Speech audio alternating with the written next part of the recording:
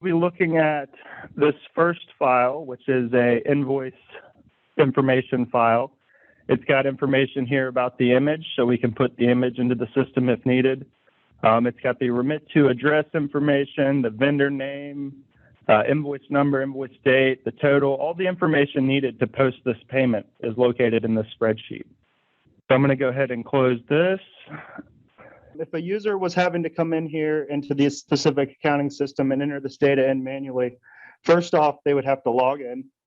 They would have to go into the payments section and they would have to click add new.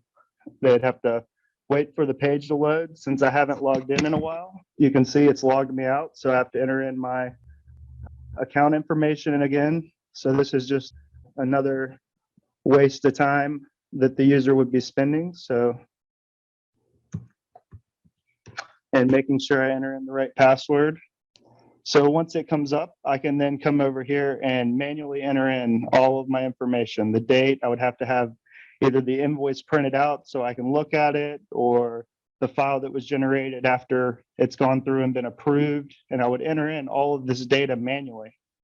Well, rather than doing all that manually, what we've done is we've set up a bot to come out here and do this. So I'm going to log out and I'm going to pull up our bot studio. So we've created this bot to come in, and I'll go ahead and play that. And now that I've clicked play, I'm no longer in control. The bot's in control. The bot's logging in for me. You know, I don't have to worry about remembering my password. The bot's going into the invoice payment screen. It's entering in all the information needed for that payment. It can enter in both header and line item data.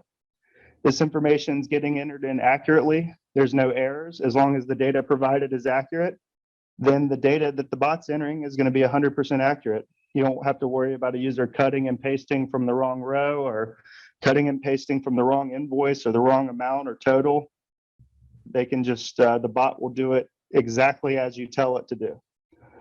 The bot can also do this a lot quicker than a user.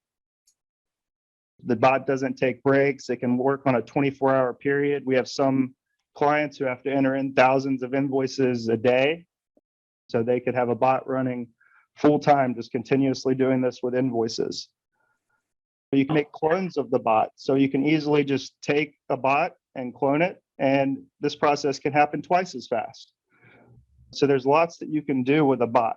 And I know this particular use case that you're seeing right here is specific to accounts payable and invoice processing, but this can be used in any department, any industry where you're taking data from, whether you're taking data from an Excel spreadsheet or you're taking data from an actual application.